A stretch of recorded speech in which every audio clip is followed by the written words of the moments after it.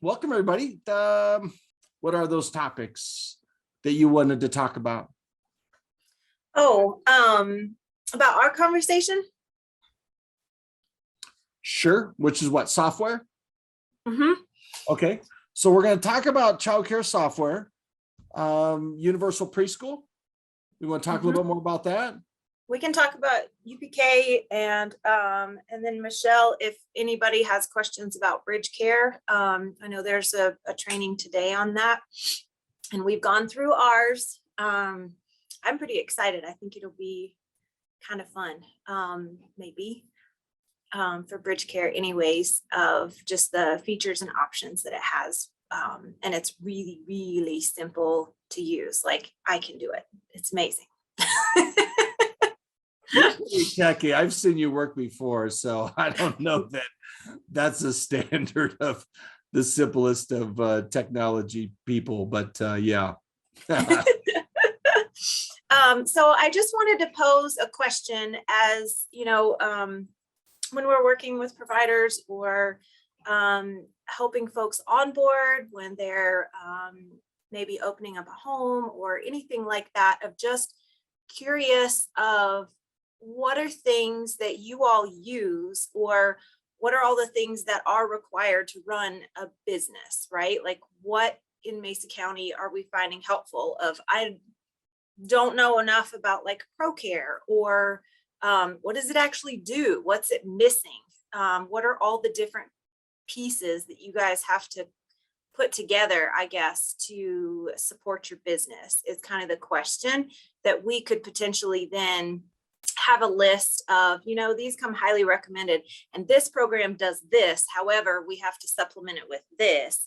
Like, what are those pieces, just to help folks with efficiency?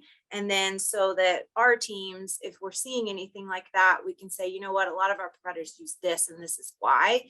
Where right now, I have no idea what systems you guys use that are helpful. And there's a gazillion things out there. So I'm just curious if we could generate some sort of a list of what these systems do for you, what they're missing. Like, I don't know, just being able to recommend to new folks, or even start the conversation around, well, I use this because, and maybe someone else could benefit from it, whatever. So that's kind of conversation that Kirk and I had about just trying to come up with some efficiencies lists. And, what do you use to hire on staff when do you use, like, what are the benefits of different programs and things like that? How do you do payroll? What is helpful? What are those tools? Because prior, we were trained some on core and what that does, but I want to be able to make recommendations to people and have some sort of a knowledge base that would be helpful for our staff to be able to say, okay, here's some really great programs and this is what they do. And then trying to understand what costs are associated with some of this stuff, just to create some efficiencies was the thought. No, I think that's great. I'll just start real quick first, because mine's pretty simple. So I've used ProCare from the beginning for 18 years, and I'm pretty proficient at ProCare. And we're just now, literally last week, upgrading our ProCare from the online version. We still have that, but now we're implementing a parent engagement module, which is going to streamline a lot of our enrollment process. We're still doing paper enrollment. We should have got off of that years ago. But everything's going to be electronic. We can send them a link and they can just fill out all their information and everything. That parent engagement also is going to replace our class tool, which is Class Dojo. So now streamlining, because for me, it's trying to get rid of extra software, extra programs that we use, because that's training new staff. So the ProCare engagement, and give me 2-3 months and I'll be an expert at it. But right now I just know a few of the highlights. But so that was our class tool, Class Dojo. So we can get rid of that, but that was a free tool we've used since COVID. So ProCare, we use that for our billing, for our attendance, for staff, for parents, yeah, it lets you do electronic check-in for parents, staff, if you wish as well. So ProCare is our ideal childcare software. And then besides that, we use Google Documents for our waiting list, for our classroom rosters, for our staff schedule. We use Google Calendar. So ProCare, Google. And then when it comes to managing the business, and ProCare has an expenses ledger in it. So someone could use ProCare to run your books.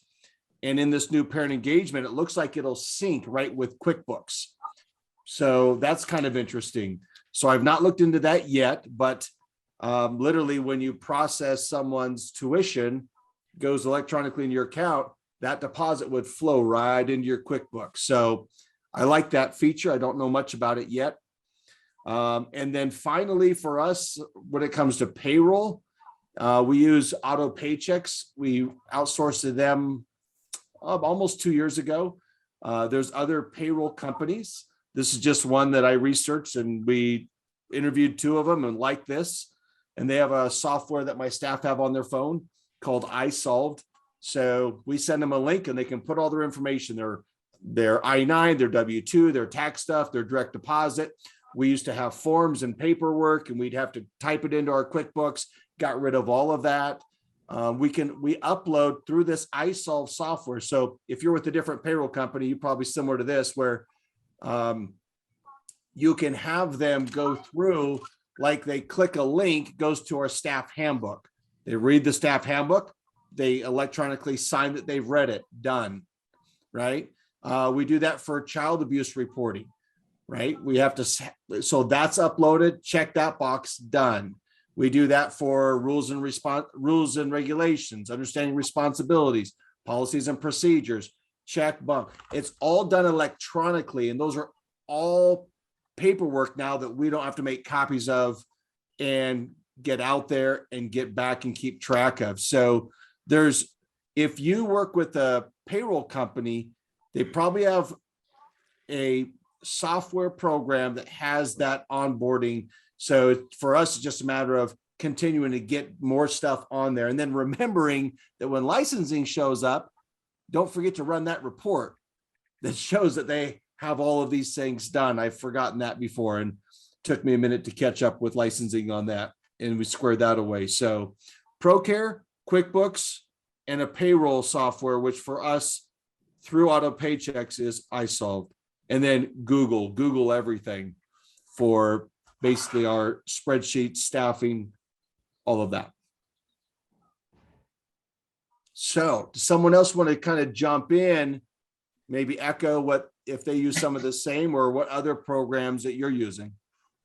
Okay, here's my list. So We Care a Lot, we use Core as our primary attendance. We've been using Core since 2011, 12. It was the first year it came out. So we've seen the bumps and bruises as we have rolled. There is a module that, so there's billing. I only went live with billing last year. There's still some stuff that they need to correct with the billing. However, it's very easy.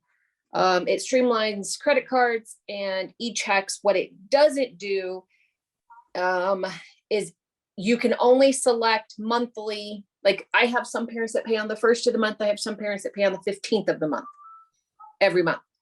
I can only select the 1st. They have their enhancement coming out at the end of this month, where you can select the different days of the month to correct that issue, or bi-weekly payments or weekly payments, whatever it is. So that's my one negative about the billing system at this moment. Other than that, it's really super easy. Parents can see it from their mobile devices. They can log in and they can see their billing. They can email themselves statements. They can email themselves stuff from, the billing side. We've been using online enrollment from them for probably 2 years now, maybe pushing 3 at this point. So I send my new clients a link, they fill it out and it comes back to me. There's no paper exchanged.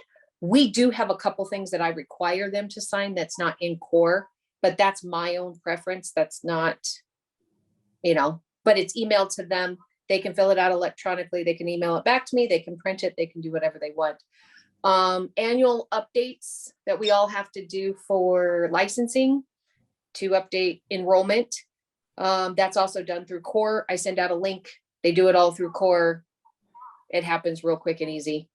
Misty can actually talk if you want from a parent side, what that looks like. Cause it's really, I see it from the provider side. She gets to do the parent side of it.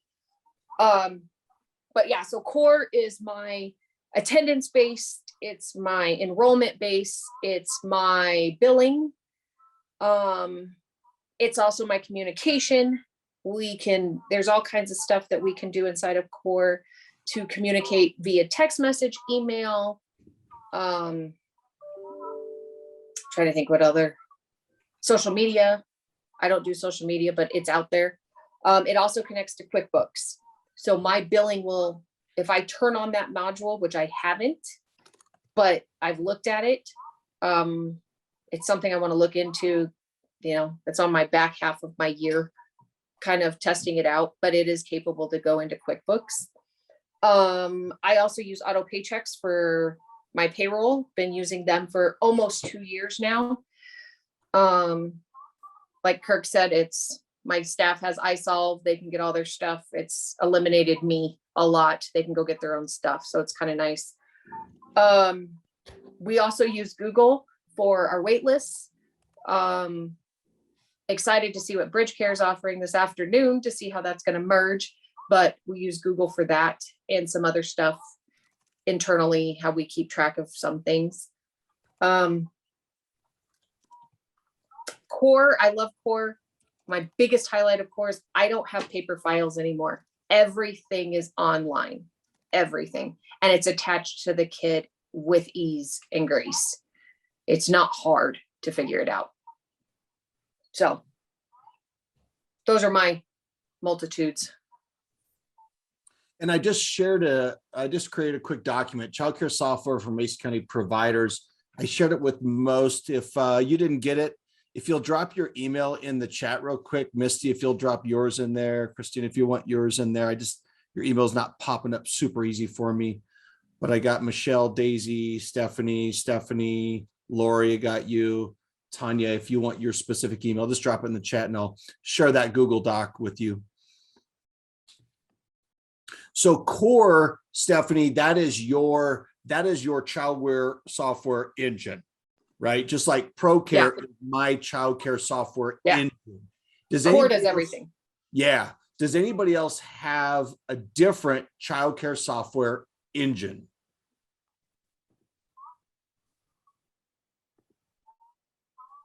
Can't hear you, Christina. Oh, I was gonna. There you go. Nothing. Try again. Heard you whisper. Nope.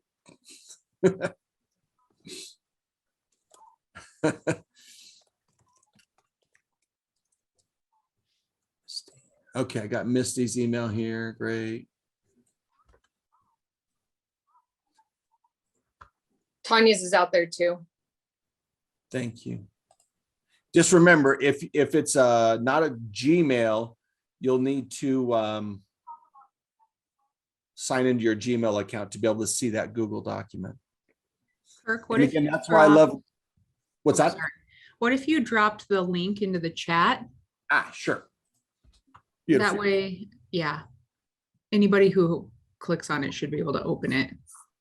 I didn't want to do that for you. I didn't want to take the. No, please. I love it when people do stuff for me. Things get done a lot quicker, it seems that way. Joy, I get you in there.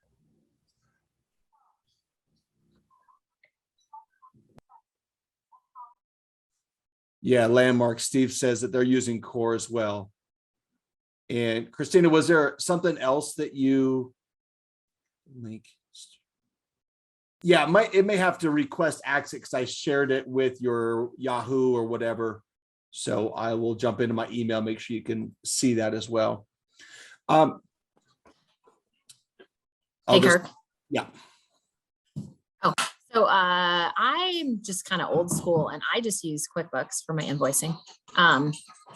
They have an online backup version, so it's real secure. And then I also use a payroll service in town. It's the Chadwick Stein Kirchner Davis. Okay. They're actually really reasonable on payroll. They absorbed a previous company I was with, but just a lot of the accounting firms, if anybody has connections to accounting firms, they do payroll and it's really not expensive at all compared to some things that you can. I typed it on that document and I know I misspelled it, but maybe you can clean that up for me. So, okay. So that's just a local accounting firm that does payroll service. Yeah. Yep. My accountant, my previous accountant that I had for almost 20 years, offered to do my payroll for me. So your own personal accountant may be a good option.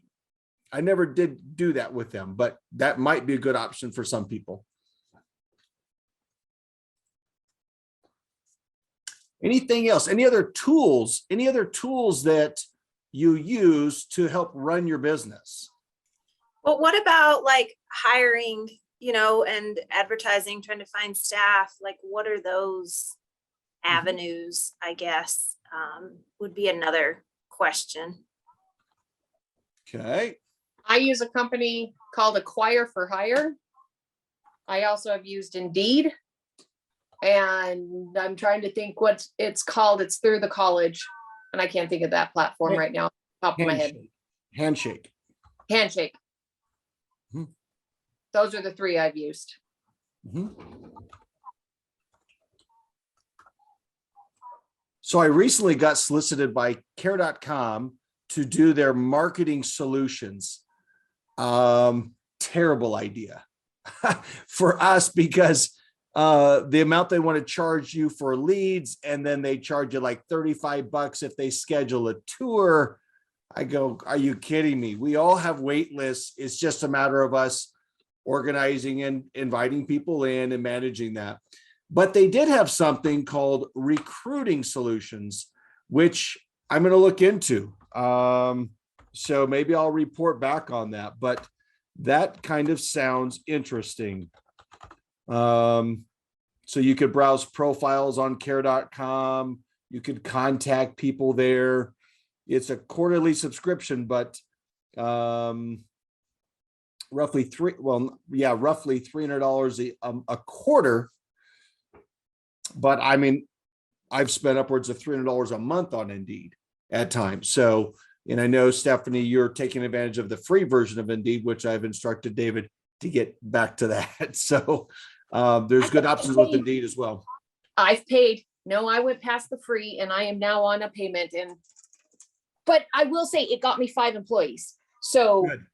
I mean, it was, I don't want to say worth it, but I mean, we've had over 50 applicants that Tanya, Misty, and I looked at in the course of what, Misty, 3 weeks?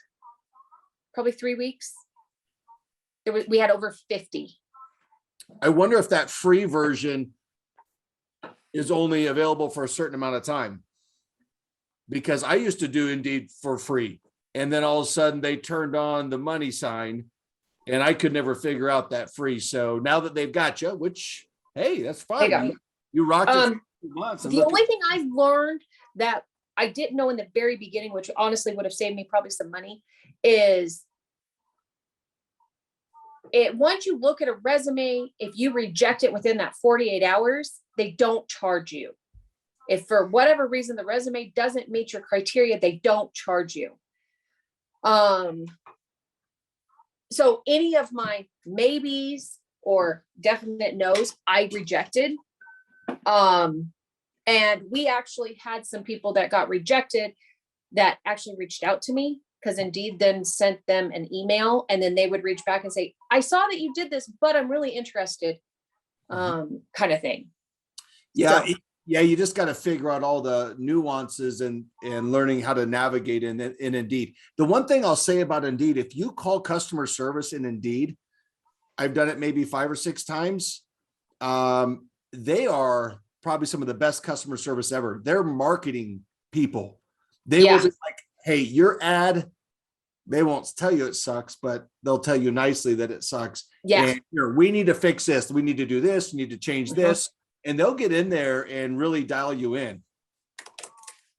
I had a lady call me, I was a week into it, and I'm not gonna say I wasn't discouraged, but it was like, I didn't get what I was thinking I should have got. Yeah. And so she called and she's like, okay, how are you doing? Do you think you're getting, everything? And I said, no, I'm kind of, not bummed. I'm still getting more than, I have in other platforms, but I thought I'd get more. And she said, tweak this, do that, turn this on, turn that off. And the gates flooded. Like it was rapid fire. I shut it off 3 weeks ago now, but oh my gosh, every day I was getting, even at the end, I was getting 2, 3, 4 applications a day. Right. So.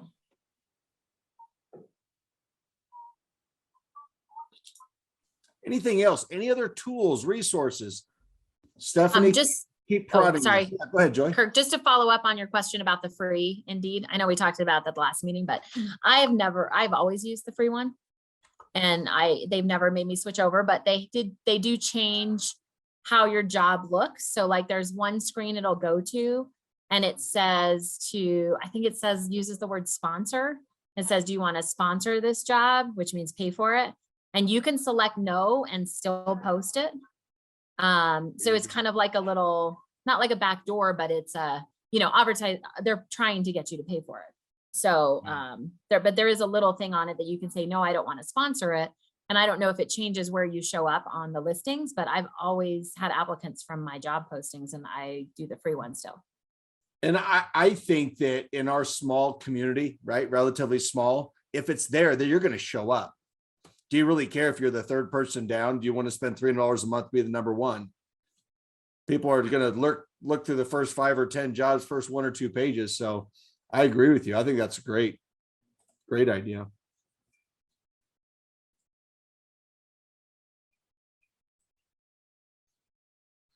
I will share my screen really quick. And let's see how I can do that.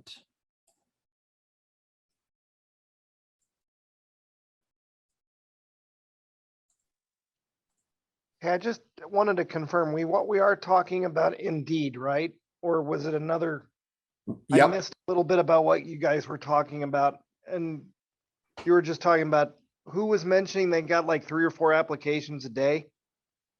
That was That was- Stephanie. Yeah, go ahead, Steph. That was me, Steve, at Carolot, that Okay. I was getting them like And 3 that or was 4 a through your, day. that was through your Indeed That profile? was through Indeed. And what did you have to change? I'm just curious. Honestly, I don't remember. That's been about 2 months ago. She, like Kirk said, call their staff. There's a help number. Call them. And they told me what to switch, how to switch it, the whole 9 yards. And whatever they told me to do, it worked very, very well. Excellent. Okay, thank you so much. Yes. If you don't have an account with them, just set up an account and just call customer service or post an ad and then call and say, okay, now help me, so for sure. All right, I'm going to do this one more time real quick. So this is a tool that I've been building for a few years. This is essentially all of my Google Sheets that I use are right in here. This is what's called it's sitting on a Trello board. It's a free app, kind of like Padlet. That's what Stephanie had built for some resources for Mason County a while back. That's still available. So this is a very similar tool. This is free for all Mason County childcare providers to get in there and poke around. So I put the link in there. You may have to request access. That's great.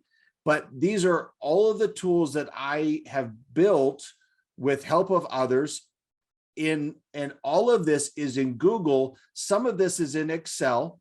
And even if it's in Google and you prefer Excel, you can download any document into Excel and now you can manage it yourself. Okay, so like our roster that we use to manage classrooms, and there's a million things more that we do with that. We use this tool. This came from Miss Greta. Some of you know Greta. Raise your hand if you know Greta. And this is a great tool for communicating on what's going on different days and so forth. I kind of want to show you. I really don't want to take up too much time. Let me do that real quick. This is just such a cool tool that we can use to communicate about, hey, this kiddo's not attending, this child's dropping in. We've got a tour here. We've got an interview. We have a working interview scheduled. And we can put both of our schools on this for each day. This child's ill. We click this box, it turns red. That way we know it's a health thing. There's a lot of really cool features inside here that work with that. So that's just one of many things. So if you ever want to just explore this, let me know. You have the link, ask to look at it. Here's our waiting list. There's a rate guide, enrollment forms, which we're trying to get away from. Tools in here for hiring, like you were talking about, Stephanie. Staff schedule, we do that in Google Sheets. So even though we do it in Google Sheets, all my staff can look at the staff schedule right on their phone. And they can look at this week, next week, the following week. Right now, we're scheduled all the way out through the first week of school, so they can see the entire summer right on their phone. Really simple. Our menus are there, our ROMs, records of meals served for the food program. And then there's a bunch of other tools in there as well. So that's the treasure chest. If you have any questions and you just want to chat about any one of those, just shoot me an email, set up a time we can have a chat. So I'm more than happy to do that. So that's one of our other tools we use. Lots of ones hidden in there. Anything else, Stephanie? Did we miss anything? Any other topics around tools we didn't cover? No, I think just having a list of kind of what are the common things that you guys use and would help us to be able to generate a tool that might be helpful just based on y'all's knowledge. Yeah, that'd be great. Cool. Yeah, I just wanted to throw one out. I don't know what you guys are using for your teacher schedules, for your staff schedules, but we've been using Homebase for several years. And I don't even know if you can really use Core for that. I don't think you can, but we've really been happy with Homebase. And really what I find is that it puts it in the hand of the teachers to request time off, that kind of thing. You know, my director's been pretty much doing the scheduling for the last 2 or 3 years, but I've kind of taken that back over in the last month. And I've kind of forgotten how easy it is to use. So I just wanted to throw that out there, as it's really important for our business. And we ended up using it all through our church as well for, you know, maintenance and any other workers that are, you know, part-time, we stick onto that program. Yeah, On that, I have one more. I have Crew. Yeah. You read my mind, Kurt. I just threw it on the list already. I got you. Yeah, I have Crew. Crew is an app also on every one of my teachers' phones. It allows them to see our current schedule for staff, and it also allows them to request time off, which comes to me, so I can manage that. And then other teachers can see who's off, so you know they can shoot for the day, but the likelihood of it is up in the air depending on who else is off. So that's worked, and we've had that for quite a few years now. Yeah. And Stephanie uses the Crew app for, as she kind of alluded to, communication. So staff can communicate with each other. They can send each other texts through a work app. So when that goes off, they could look at their phone. Whereas if their text message goes off, you know, that's not work, right? You can send a voice message, which is really good, right? Because we respond differently to, I thought you were going to be here at 7 a.m. instead of a text message that says, I thought you were going to be here at 7 a.m. Because okay, anyway. I use Voxer and I put that on the list, Voxer. I prefer that over the Crew app from a communication standpoint, but what I don't get with Voxer is the scheduling feature, right? She has two features in one, so I do like that. And so, yeah, so I put staff communication, like what is your tool? And I'm going to put one down here under staff communication. Forgive me, there'll be no names, and I promise I'm not going to, but I'm going to put email, and then I'm going to put a line through it. Because we should, email is, you might as well mail them a letter, because that's about how often they'll check their email for work-related situations. So respectful, I'm just going to put a line through that, make it red. That's how I feel about that. And I own this document so I can edit it. And you're welcome to unline it and unread it and all that kind of stuff if you love email. And the only time we use, I still use email, but the only time I do is I'm actually forwarding what I get. So PCF sends me stuff from a training, I forward it on, but I also take a picture of it and put it on my Crew. Perfect. So they see it, and then I'll say more details and links are in your email. Yeah, no, I love that. Because I can't figure out how to, and I've tried, but Crew doesn't have the ability to upload a working image with the PDFs or with the links. Solution. So that's where I'm struggling. Have you ever opened up Crew app on your computer? Yeah. It's on my When you computer do right now. Now you can be on your computer. You can open up that link to a PCF training, like on Voxer. We can grab that link and drop it right into, I can copy it and paste it right into Voxer. And that link is live and it goes out to all of our staff. I bet you can do that in Crew. I probably can. It's Through my different than computer. uploading it. Yeah. I mean, like we can send a 30-second video to all of our staff. And I have, and some have been fun. Some have been more instructional and maybe a few not disciplinary ones, but yeah, you can forward messages from other staff. There's so you got to have a good working communication with app. We just in that time. I could go down through and I'm going to make a video, imagine that, on Voxer though, about like the 100 different things that we use it for. I mean, there's so much great accountability and communication, and we can create groups and all that kind of stuff. And I'm sure you can do 98.9% of that in Crew. But you can do more in Crew on some other stuff. Does anybody have another good communication app? And email, yes. Of course, email, but just not from like, hey, we have a staff meeting tomorrow. There's an email. No. I mean, that's going to be behind the times. Does anybody have another one though?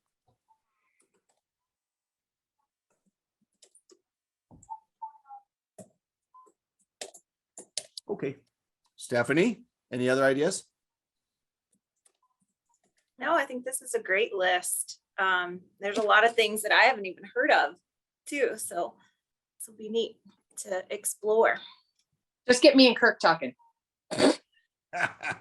It's not hard to get either one of us talking. Let's be real. So, nice. We can take this document and we can throw some links in there for it, and all that kind of good stuff in our spare time. So, all right. Sounds good. What else you got on your mind there? Can we talk universal preschool? Have we learned anything? Has there been any significant updates? No. Okay, moving on. So the next topic I really wanted to talk to you about. Sure, go ahead. No, I'm joking. Universal preschool, it's you. Okay, well, PCF is submitting the application to be the local coordinating organization for Mesa County. So our catchment will be the same as our council service area. So Platte Valley and Beck will also be included in that catchment. So we submit that application next week, or I would like to get it off my plate this week, but we'll see. So we'll be the agency administering UPK for you all. So that's the only piece as far as information on the good stuff, yeah, no, there's nothing. Those allocations haven't been determined yet as far as like how much. We do know that there's added funding for kiddos that might qualify for at-risk. There's still funding for special needs as well, and that will remain with the school district. However, the intent is so that kiddos could potentially be blended and braided with different pots of funding to help out those families. So if anybody has questions on UPK, what that looks like, curriculum, it is going to, please let me know. It is going to continue, and hopefully 4-year-olds be covered full day and then move down into 3-year-olds and further down the line, so that there is basically general education funding for kiddos. And then we'll be the local coordinating agency developing that and working with you all to administer those funds for your preschoolers. The first year will just be for 4-year-olds and that 10-hour, but then we are charged with developing the plan of how we're going to implement this for full day, and then potentially, well, not potentially, it will be for younger kiddos as well. And then helping with curriculum, there will be dollars for that to implement preschool, and then we will be assisting with all those pieces. So what it all looks like right now, still kind of up in the air. Once they make determinations of the LCOs on June 15th or July, excuse me, 15th, then there'll be a lot more information of what's to come. So if anybody has questions, thoughts, concerns, I will do my best to address them for what I do know. I originally, I thought the conversation was 4-year-olds for 10 hours a week, right? Which we kind of divided up like, okay, that would be the district preschool schedule of 4 days a week at 3 hours a day would average out to 10. Okay. But now I'm hearing you talk about 4-year-olds full days. So the first year is the funding will provide for that 10 hours. So you could provide care for the child for the full day, full week. However, it's just that will be covered with UPK funds of those 10-hour blocks. Yeah. So, and the idea is with Bridge Care, we can also help folks find wraparound care or be able to implement full day. So it's for any 4-year-old. So it just kind of makes it general education funds. So you could stack and blend this. So if you have a kiddo that might qualify for, CCAP, something like that, then you can stack this on to help parents to be able to pay for it, if that makes sense. Yep. Okay. Steve, did you have a question about UPK? Yeah, just a real quick question. With that 10 hours a week, I would imagine this hasn't been decided yet, but are they basing that on like a state funded rate, or are they going to pay our rates? Or are they basing it on CCAP rates, or do you know? That's a really good question. So they're developing that formula, and it's going to be based on need. So looking at population, looking at just kind of our economic status, that it won't be the same in certain places. So we're considered a childcare desert. So that's going to stack up on our favor, basically, that funds might be a little bit heavier, but they're still developing what that formula looks like. However, it's not so with the school district being CPP, it's going to be more than what that was. It's breaking from the School Finance Act of what that looked like before, of that price per pupil has changed. So hopefully we will know what that is. It does kind of go back up to whatever was allotted for this, for the state, and then they'll determine what communities get for that. So are you saying that after the first year that it might fund more than the 10 hours, or is the 10 hours pretty much what they're looking for going forward? The 10 hours is a start.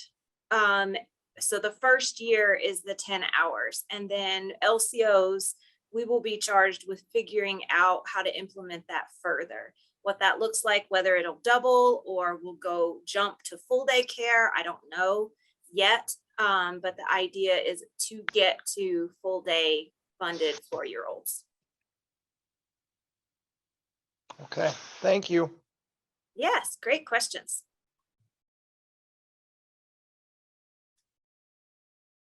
Any other questions about UPK? And all providers, if you are licensed, you are eligible if you serve 4-year-olds to be able to utilize universal preschool. It is voluntary, but that's, yeah. And then Bridge Care will help us figure out who has preschool slots, and being able to, it will highlight licensed facilities that parents can then find you, know that you provide preschool, and maybe they have an infant and a toddler, whatever, they can find you easier utilizing that site. And then we're able to assist you all in, if you have an open 4-year-old spot, that then we could do that matching. One final question. I'm trying to remember. Does it go into effect January or July of next year? It is July of next year. Yep. So Okay. that kind of, yeah. So we Thank have you, a- Stephanie. Yeah, you bet. We have kind of a year to plan. And then figuring out for the LCOs, being able to assist folks in implementing universal preschool. So there's going to be money that we can tie together with quality improvement dollars as well. So if, you're going to take on 4-year-olds and you need new tables, or buying the curriculum or toys and whatever, there'll be funds that we can piece together to give you a heavier budget for QI dollars for that, so that maybe you can save your QI dollars for maybe your infant and toddler classrooms, and we use the monies that come for UPK to beef up whatever you need in those preschool classrooms.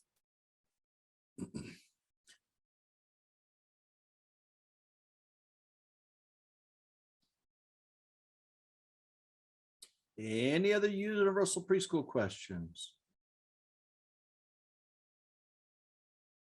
Steve, you mentioned in the chat here that you did forget about Brightwheel. You said we love using Brightwheel to speak with parents. Is Brightwheel your childcare engine, or are you using that as a parental portal communication tool? What do you use Brightwheel for? Really, 95% of what we use Brightwheel for is simply the communication between the teacher in the classroom and the parent. So, what we like about it is it really is the daily activities, the hourly activities, the diaper updates, the food updates, those kind of things. We really choose Brightwheel as our first contact, like if the child has a temperature or something, rather than, I find if I have to call a parent, the parents panic the minute they see our number come up, because they think the worst. But if you can just go ahead and say, hey, little Billy has a 100.5 temperature, they usually see that pretty quickly. They like the updates they get from that. We don't use Brightwheel in terms of anything financially or anything like that. It works really well for that teacher to parent communication. Sometimes we'll use it occasionally to send out mass emails to the parents, but honestly, we've kind of switched over to Core for that for most of our communication, other than the day-to-day, hourly diaper update kind of thing that we do with Brightwheel. Got it. Good, thanks. That was my other question, is what's your engine? It's Core. So Yeah, Core does all the finances, all of the food stuff, pretty much the attendance for sure is what we're using Core for. But Brightwheel was really the first thing that we found that we used, because we didn't You know, it took us 4.5 years to figure anything out. So, you know, really, Brightwheel was the first thing that even got us into using any technology at all. Yeah. But You- we just, in the last, 6 months, Lauren really got us going with the online enrollment. And, I kicked and screamed because I couldn't have control over it. But we really like it now. So, we're pretty much integrated into it pretty fully with the core. Good. All right.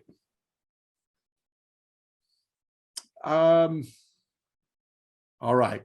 Is there any topics that anyone is really have on their plate, heavy on their mind? Anything we can throw out there that might be something you'd like to get into this conversation today?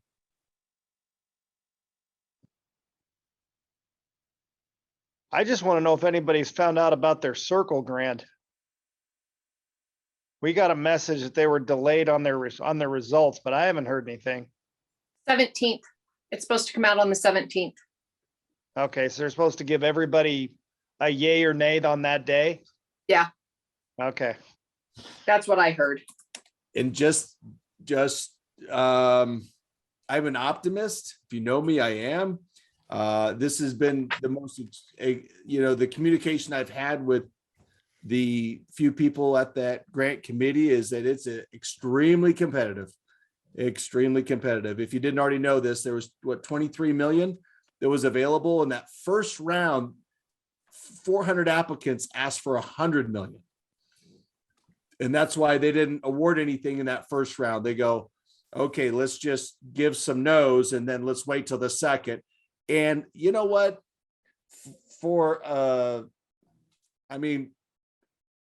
Applause. Like that was a great way to handle that from what I've learned about that process. I mean, good for them for just taking the time to get it right. So we don't always see that at the tippy top. Sorry, we can edit that out, but I mean, that was a good one. Anyway, so I'm waiting for my no on the 17th too.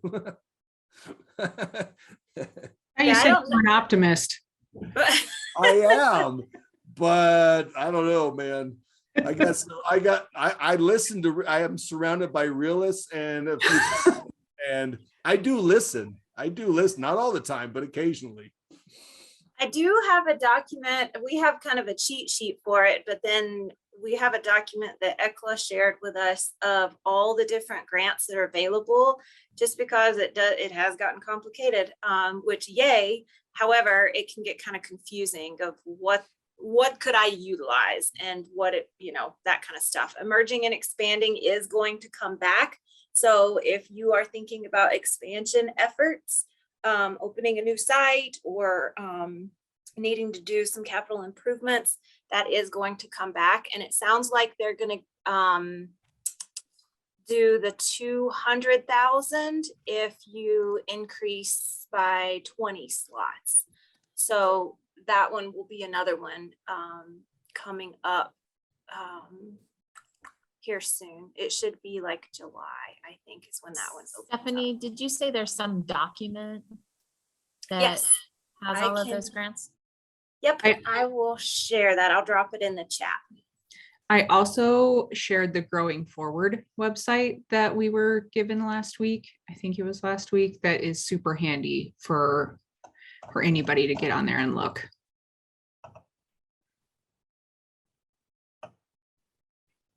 I felt like the website was more easy to read, and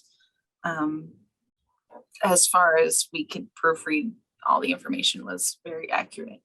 Mhm. I agree. This is actually, like, I've got it saved, and this is what I go to whenever a provider asks me questions, and I just send them this link. Like, here, go look over here. Yeah. I had heard that the employer grant, the employer-based childcare grant, the application was due June 15th. Is that 15th. It's due tomorrow for the employer based. Yeah. And that one also is very competitive since they've awarded 2 in Mesa County. I don't know how much more will come through. I don't know. So that would, the 2 is City of Grand Junction and Community Hospital? Yep, they received those grants. Speaking of community, do we have an update? Like, I just, that came out as news maybe 3 months ago and I haven't heard anything. They sent out their RFP. As it closed? Did anybody get that contract? Yeah, a provider out of Rifle, I think it was Rifle, has the contract. And then they've been working on plans. I spoke to them this morning. So they're in the design phase and then they're going out to bid for contractors and that kind of stuff. So they've been working on playground designs and designing what the kitchen needs to be, but it's a 100-slot facility. So they've been working on those pieces. And it sounds like they're pretty close to having finalized plans of what the facility is going to look like. Good. Update on the Clifton Early Learning Center? It's been super cool to see that. Sorry, I'm really excited about it because it's really Please pretty. do.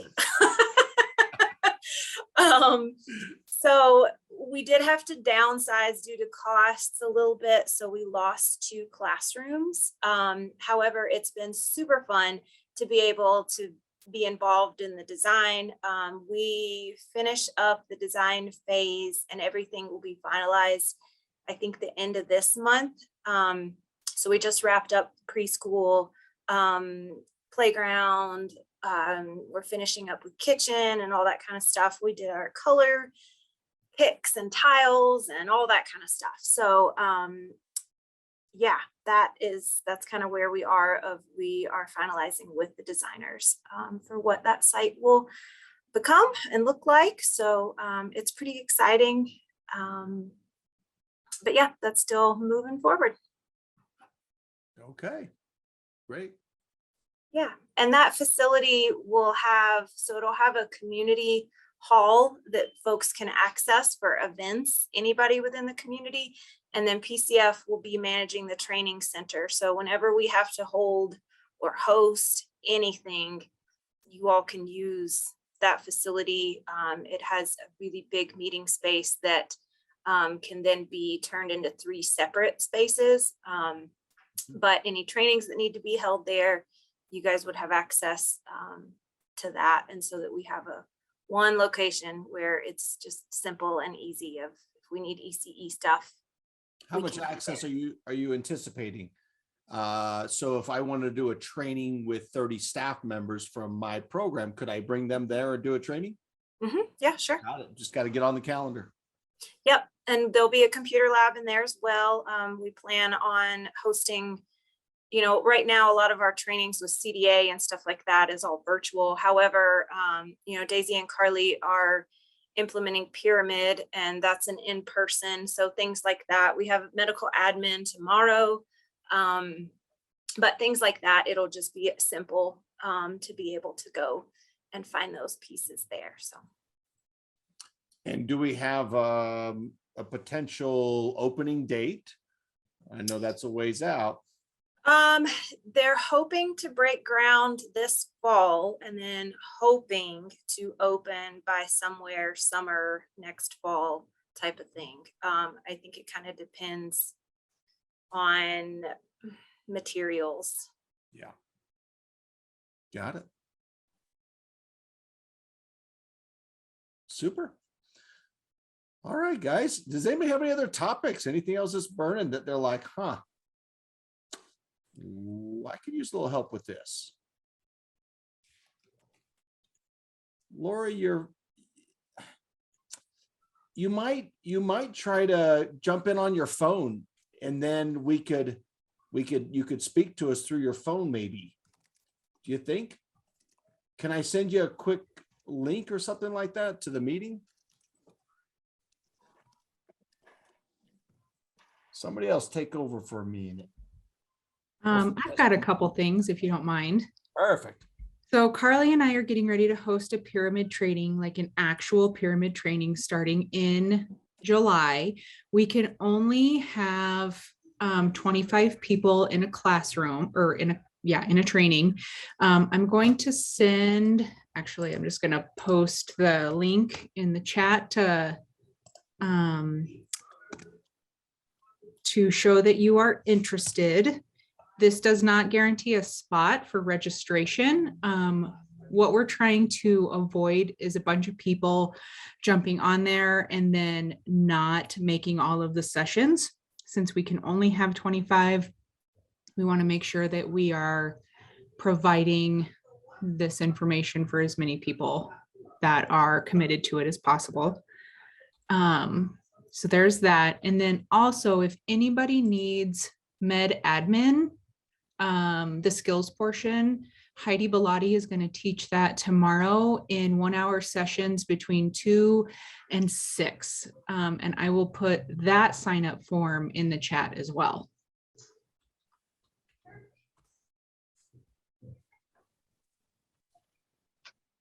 Daisy, I had a question. Is that pyramid training the one that's Fridays?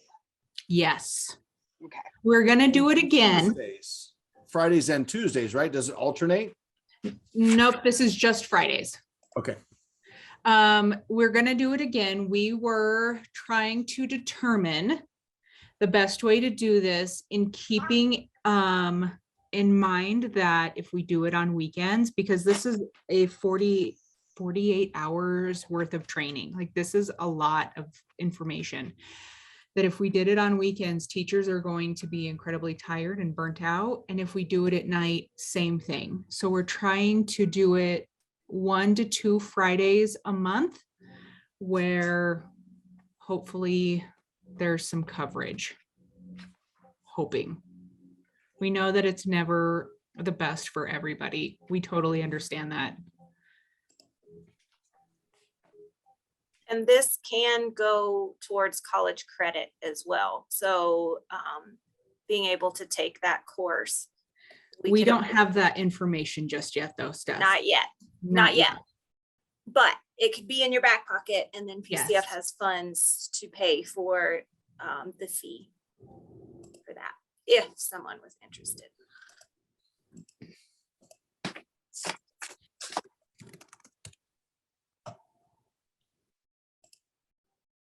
And then I know Judy's not on here, but we still have scholarships for CDA, EQIT, college courses, and then there's in that link I provided, there's other scholarship grants like Back to Work with ECLA and some other pieces there. So if you're needing workforce development, there's still all of those pieces available as well. Just shoot Judy an email of what your needs are.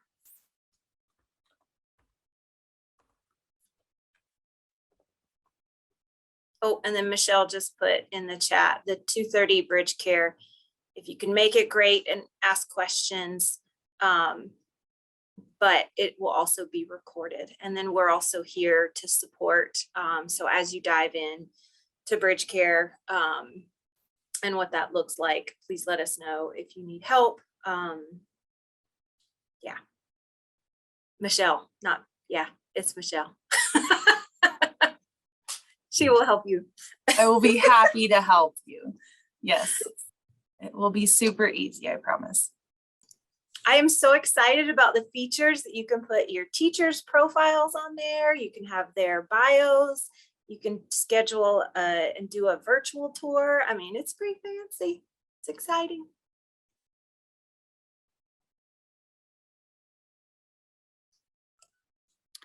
I'm going to throw out Joy, or who was that? It was me. I was just going to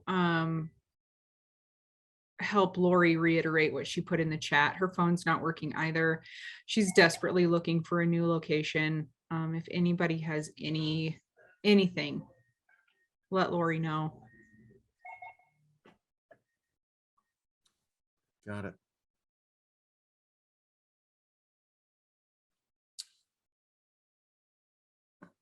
I'm going to throw out there real quick, ERC, employee retention credit. So someone on this call, on the Zoom meeting, mentioned this to me. And so I dove into it and I looked into that. There are accounting firms across the country that are focusing specifically on ERC. This is kind of the PPP round 3, if that's a thing. So providers that receive PPP loans when COVID came out, they got a lump sum of money. And then I think there was a PPP round 2, right? For those that missed it. That's okay. And then ERC came out, Employee Retention Credit, to provide money to help providers that were able to retain their employees. And originally, if you got your PPP loan, you did not qualify for ERC. And so then that stipulation went away. And I think there's millions of employers across the country that really didn't pay attention to this, or why would we? We're busy. But it is a thing. If you got a PPP loan, you can possibly still qualify for ERC. And that's up to $26,000 per employee that you retained. Doesn't mean they're going to write you that 26 times your 10 employees. However, my best advice on this is, whether you got PPP or not, you probably did, is call your accountant and ask them about ERC. Again, there's specific firms out there, and I know of people that have worked with these firms and that have gotten substantial checks. However, I was fortunate enough that my accountant was familiar with ERC, and I was like, oh, that's great. I can kind of stay local, work with you. And so I'm in the process of finding out if we qualify or not. And there's different qualifying factors. I'm no expert on this at all, but some of it is financial, right? If you suffered bigger losses because of COVID, but there's some other factors in there, such as one of them we're exploring is our attendance. Was our attendance impacted by COVID? Did our business operations suffer, or were they negatively impacted because of COVID? And so there's a lot of other factors on there. Just know that, and know that it may be worth a call to your accountant. And it could be worth tens, 20s, or hundreds of thousands of dollars. So call your accountant, ask about ERC. And if you would like a couple of other resources, send me an email and I'll drop a resource or two. I'll drop 2 of them in there and you can explore them yourself, and to a couple of brokers that focus on doing just this. So anyway, just want to throw that out there. It's an interesting exploration topic.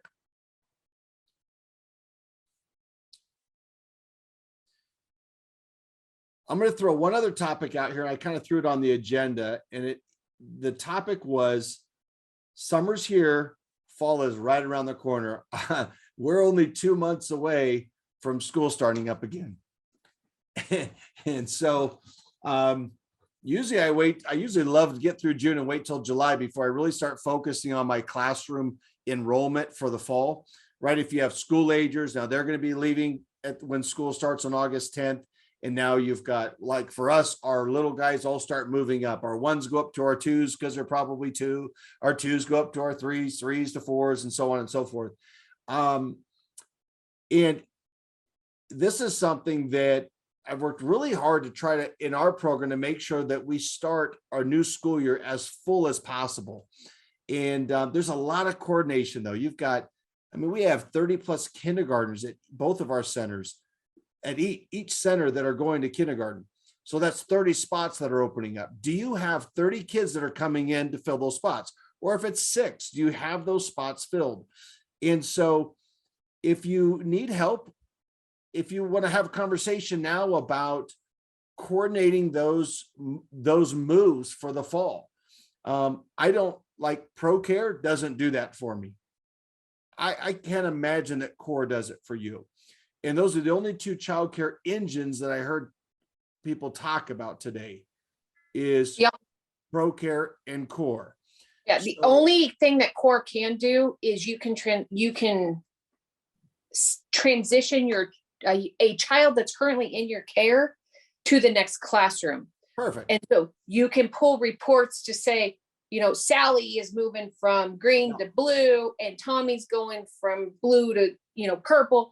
And you can schedule them out to know how they move. Yeah. So you know exactly what space you have in what room. I hear you, and I can do the same in ProCare. Personally, professionally, I hate that idea. I hate the idea that I've got to go pull a report to see where kids are going to be. And that's where that Google document, that Google Classroom, which is your Excel sheet, which is what we use essentially in Google, allows you to look at everything. Because while you're pulling reports in Core or ProCare or Childcare CRM or what other software you're using, just one click and I can go from classroom to classroom and see exactly where we're at. We can communicate on these and so forth. So We do, I know double, but we do both. We actually program too. it in core, and then we have a Google Doc that allows us to see everybody and anybody. that's what I like. That's So what I know. I would love for Core or ProCare or someone to put them in both, but I've never Yeah. seen that happen where you can live make that the freedom and ability and flexibility in Google in the software. But you're right, it is double entry, right? But haven't never seen anything different. So, but if you're not making those moves, anticipating those moves for August 10th when school starts out, my thought is you need to, and you need to do it as early as possible. Sometimes I'll wait and I'll be in the middle of July and I'll be calling people back. They're like, oh, we're already at this program. We're already at that program. The earlier you start out, and don't be afraid of taking a non-refundable deposit. So if someone wanted to lock in a spot Monday through Friday for a 4-year-old for August 10th, I would require a non-refundable deposit. We do our registration, which is $55 plus the first 5 days of care, regardless of whether they're 2 days a week or 5 days a week. That's what we require. So if it's a 4-year-old, it's gonna be $255 non-refundable to guarantee and lock in a spot from here to there. And then you just have to have, as Stephanie and I were talking, like your Google document where you have that space, or maybe you have it in your childcare engine software. Maybe that's in Core and you're pulling that report and you like that, and that's fine too. So We do the same. I have a $50 non-refundable deposit, whether their plans change or whatever. It doesn't Yeah. matter. It's mine and it will always stay mine. If they come, great. And then we have a date. So they have a start date, quote unquote. perfect. I give them about 2 weeks after that start date, depending on the situation, before I take their spot away and I give it away. So Got it. basically, if I don't hear from them, say August, they're supposed to start August 15th, I don't hear from them. They have a couple weeks after that. Tanya will reach out to them and say, hey, we haven't heard from you. What's going on? We give them a few weeks. If she still doesn't hear from them, then their spot's gone. You give them We then a few weeks move on. before the 15th or after the 15th? After. Oh, you are such a sweetheart. I know. Yeah. Yeah. Yeah. So So Tanya starts reaching out about 2 weeks before they start to say, hi, we need to finalize paperwork. If, it's a physical that we needed to, Tommy had a physical in June and we need to make sure we get the physical or whatever's missing. Make sure, they're ready. They know what they're supposed to do, where they're going. But if we don't hear from them, and we've heard from some that say, yes, that works. We're coming. And then we never hear from them again. Yeah. So- Well, listen, that works for you. That's a very generous enrollment policy, and obviously it's working. I'll share mine because I'm maybe on the other extreme, which is I do the $55 registration, but I require that first 5 days because in my mind, it's a lot harder to walk away from $255 than it is from $55. So that's why years ago I started requiring that 5 days of tuition. because yeah, they can walk from 55, which is my registration. And then, and that way that first week is covered. So if they don't show up that first week, if they don't show up the first day, we're like, where are you at? So then we can scramble and bring someone in the next week so we don't have that gap. My goal is always to have not those gaps and empty seats. And we always have them for multiple reasons, no matter how much you try to micromanage. But yeah. Okay. Anybody else have any strategies for right now, thinking about how are you going to start your fall school year full?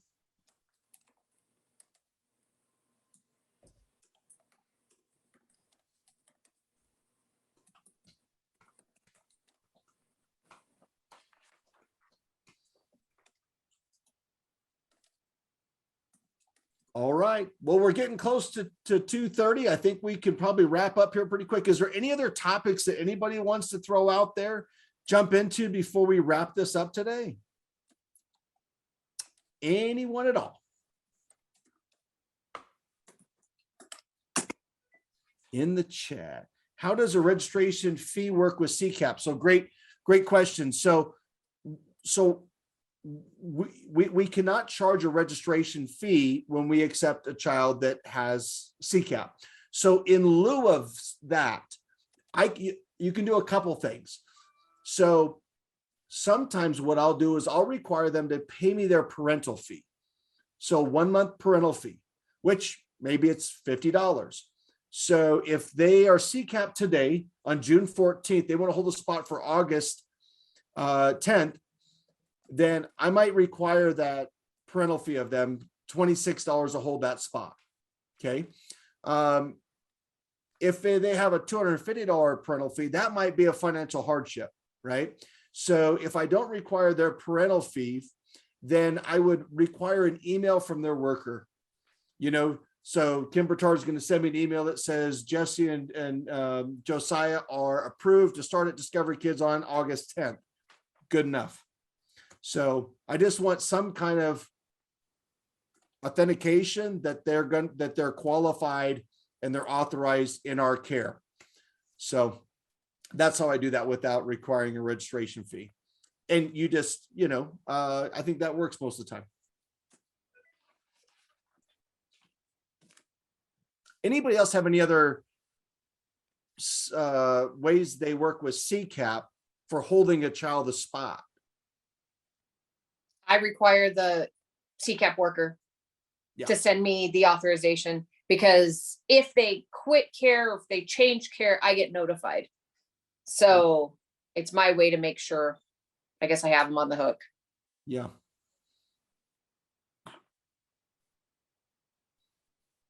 Yeah.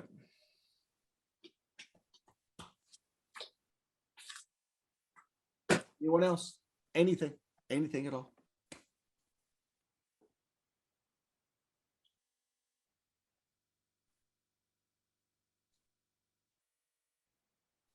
All right. Well, let's go ahead and wrap it up. So thanks, everybody. July, Joy, you were right. Joy, you mentioned that we pushed the date in July, and we did. And we pushed it to July 19th, didn't we?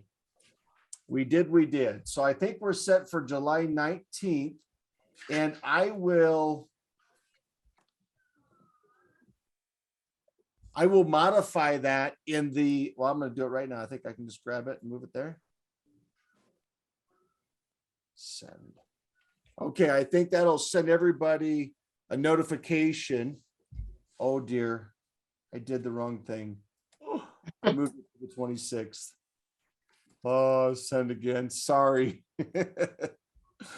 Okay, yeah, we look like we're on July 19th for the Directors Network.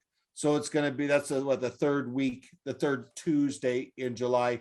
And we'll do that Zoom again. I think that's going to be better just because it's summertime and you may be out and about, and then we can maybe get back in person after everybody's done vacationing and so forth.